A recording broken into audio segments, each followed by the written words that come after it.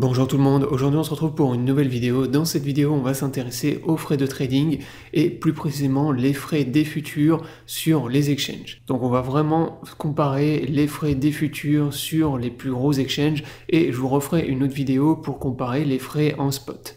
Mais là on va vraiment focaliser sur les futurs. Alors pourquoi les futurs? Tout simplement parce que quand vous tradez avec des leviers, c'est là que vous allez avoir les frais les plus élevés.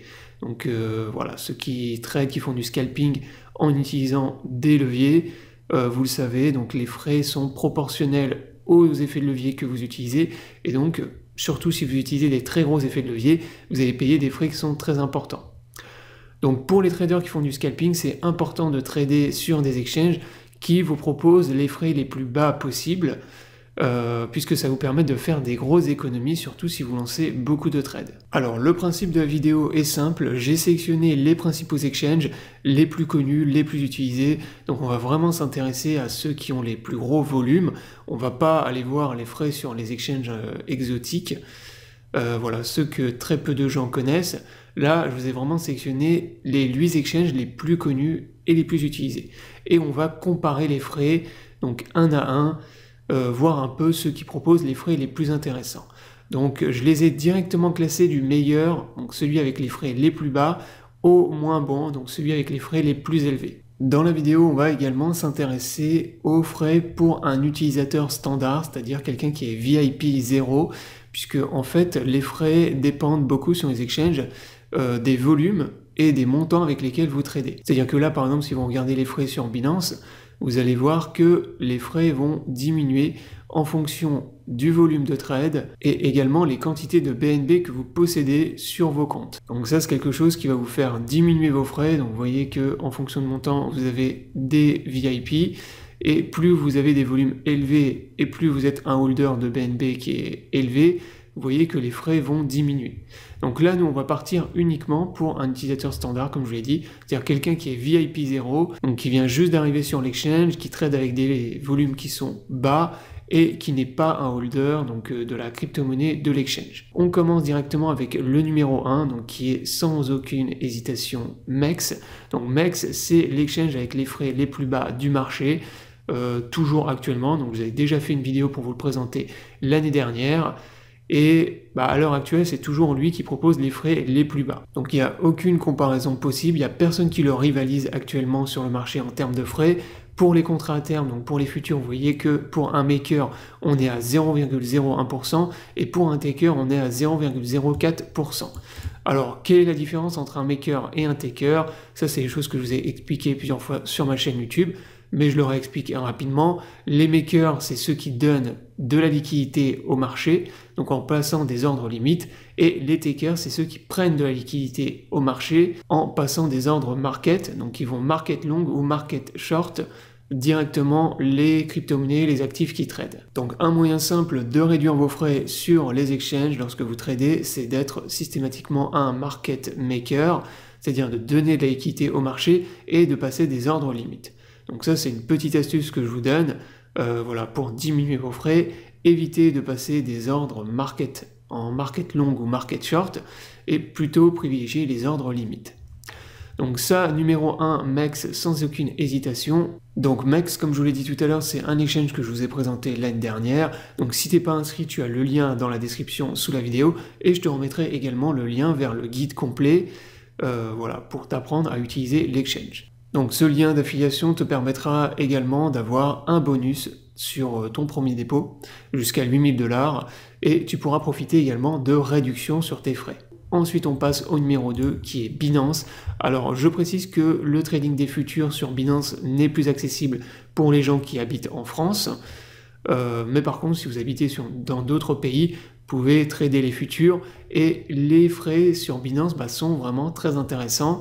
Vous voyez que pour un utilisateur standard, donc VIP 0, on est sur 0,02% et 0,05%. Et vous avez la possibilité de réduire de 10% en utilisant le token BNB.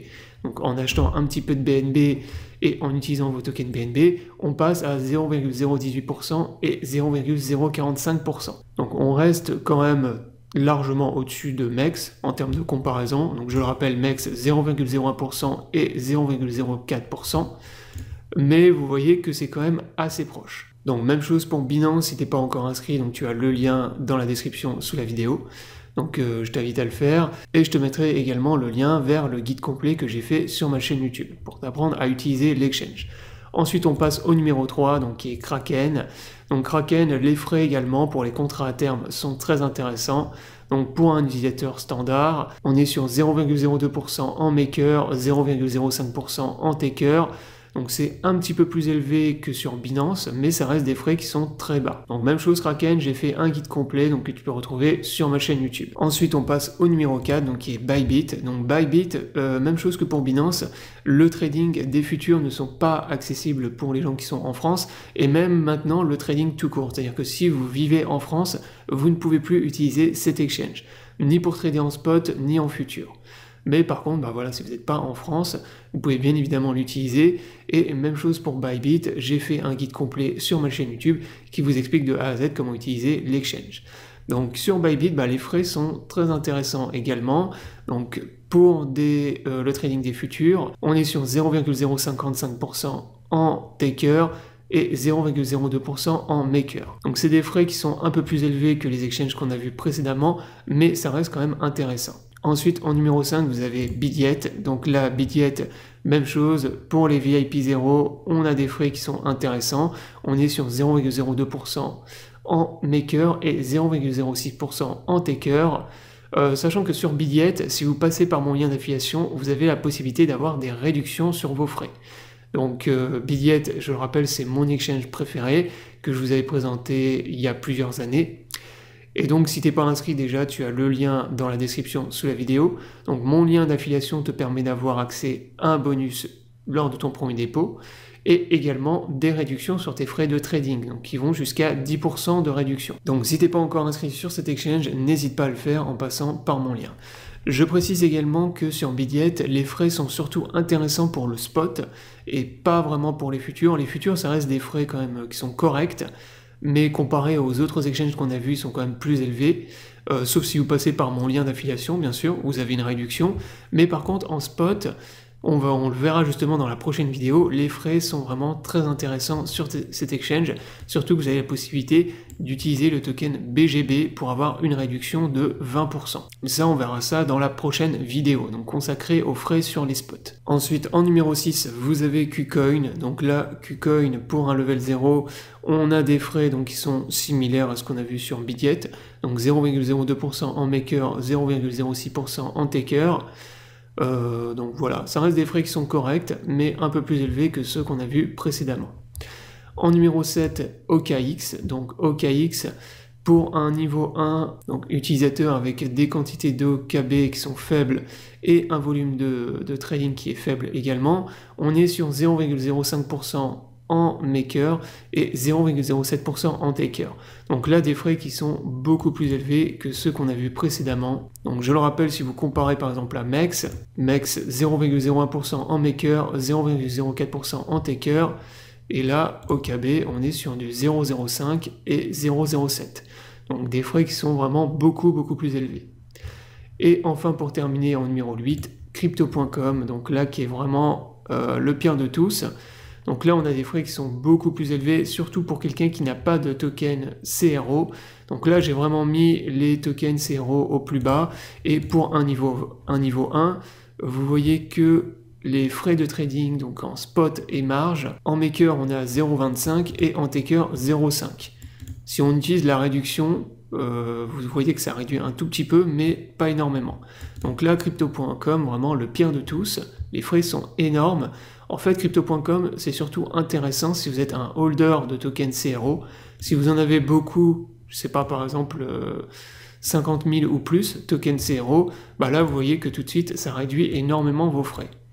Mais par contre, vous voyez qu'en taker, vous restez toujours avec des frais qui sont très élevés. 0,44%, c'est énorme. C'est 10 fois plus que, par exemple, sur MEX. Par contre, en maker, c'est intéressant parce que vous avez 0%. Mais encore une fois, bah, si vous n'avez pas de token CRO et que vous avez des volumes de trade qui sont très faibles, donc là inférieurs à 10 000 USD en un mois, eh ben ne tradez pas sur cet exchange parce que les frais sont beaucoup trop élevés. Voilà, donc la vidéo est terminée. Donc c'était une vidéo pour vous présenter les frais en futur sur les plus gros exchanges. Donc dans la prochaine vidéo, on va comparer les frais en spot cette fois-ci et vous allez voir que là le classement est complètement différent, ça n'a plus rien à voir. Donc je vous invite à aller voir la prochaine vidéo. Et je vous invite également à vous abonner à la chaîne pour ne pas rater les prochaines vidéos. Je vous souhaite à tous une bonne journée et à bientôt pour une prochaine vidéo.